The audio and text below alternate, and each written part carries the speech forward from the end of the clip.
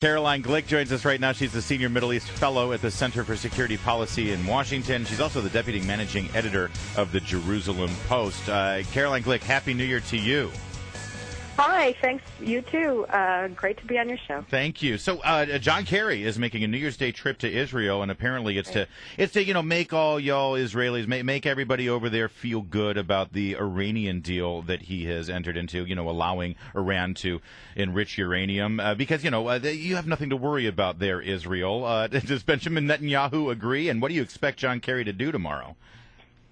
Well, I think that he's going to come here, and I think that he's going to try to convince us that the deal that the United States agreed to with Iran that allows Iran to become a nuclear power, paves the way for it, has not disintegrated before it was ever even signed, which it already has, and to continue to insist that Israel do nothing to prevent Iran from acquiring nuclear weapons as they add advanced centrifuges on a daily basis and continue to churn out and pledge to churn out even higher, more highly enriched uranium every day. So I think that that's one aspect of it. And the other aspect of it is that he wants to pressure us to surrender the only border that we still have that is peaceful, the one with Jordan, to PLO terrorists. And so I think that's sort of the double whammy of his trip, like all of his previous trips. I think this is his 14th trip here since he became Secretary of State in February.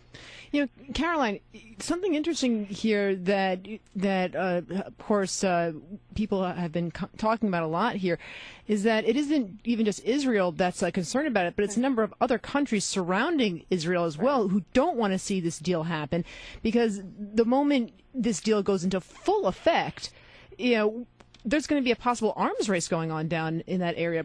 Talk about that, please. Well, I think that the whole concentration or focus on an arms race is really missing the point. The point is that what the United States has done in Syria and what they're doing now with the nuclear talks is they have enabled Iran to become the regional power broker. And Iran is a genocidal country that has called for the annihilation of Israel, calls for it on a daily basis, and also the destruction of the United States on a daily basis. And it is the mortal enemy of the Sunni Arab countries, of Saudi Arabia, of the Gulf states, of Egypt. It has already taken over Lebanon with its Hezbollah terrorist organization, and it is now fighting a brutal and murderous battle in Syria to maintain their Arab potentate, Bashar Assad, in power. So, and the United States, both with its really sort of pathetic call to attack Syria and bring down Assad after he gassed his own people and then changed its mind and hid behind Russia.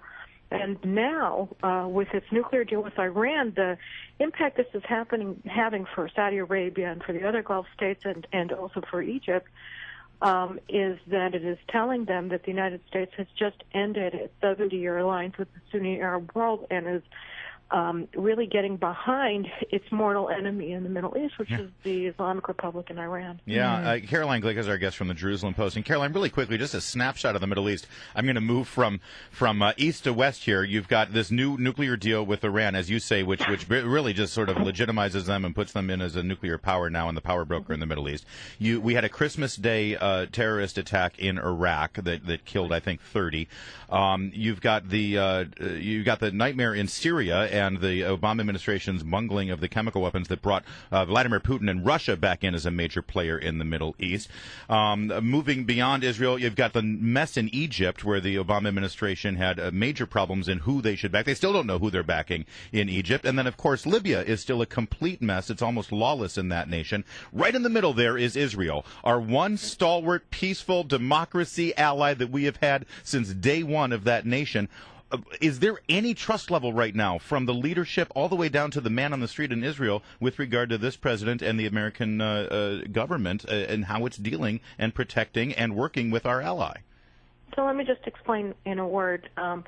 Yesterday, because of American pressure, due only to American pressure and coercion of the Israeli government, Israel released 26 convicted Palestinian murderers who killed Jews and Arabs as PLO terrorists from its prisons. They were all convicted to at least one, and in most cases multiple life in prison terms. And John Kerry forced Netanyahu to agree to release them along as part of a total release of 104 Palestinian murderers from prison.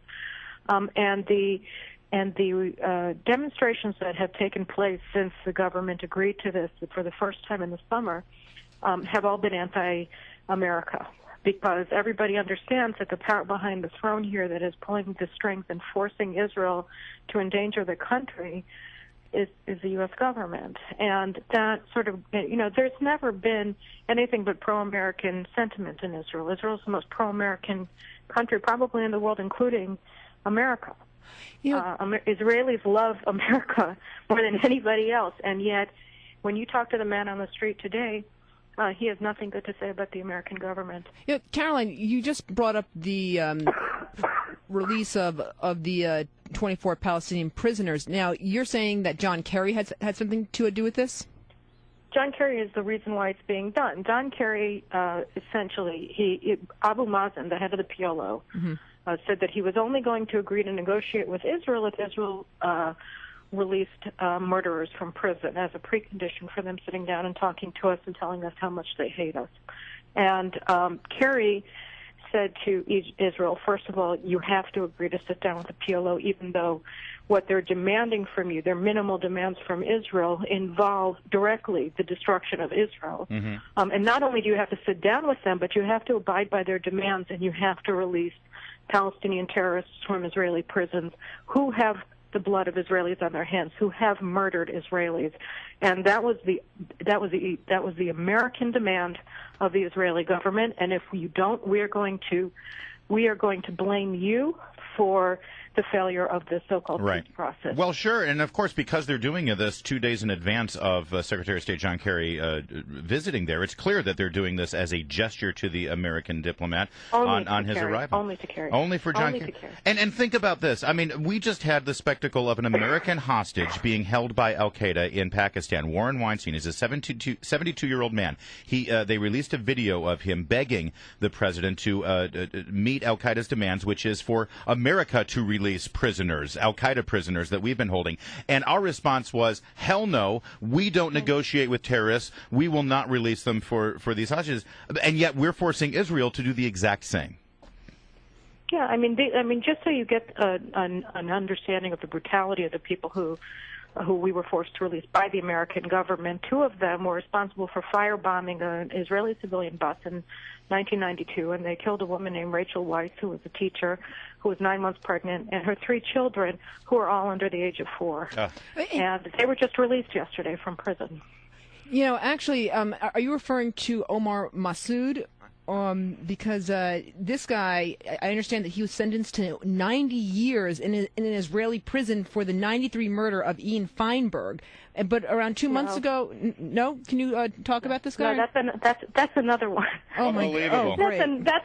We released 26 murderers from prison yesterday. So I'm just talking about 2 of them. You're talking about a third, and there are another 23. Who all wonderful. committed these heinous acts. And again, this was completely due to American coercion, not pressure, but coercion of Israel. Caroline Glick from the Jerusalem Post, so good to have you here. Thank you for that. I said we're going to find out how you're ringing in the new year in the Holy Land, and I got to say, it's not with a great deal of frustration and hope. I can say, and major trepidation as our Secretary of State comes there to force you into an agreement that you just don't want. Happy New Year, Caroline. We'll continue. Happy New Year, Caroline. Continue to follow your writing, your excellent writing at the Jerusalem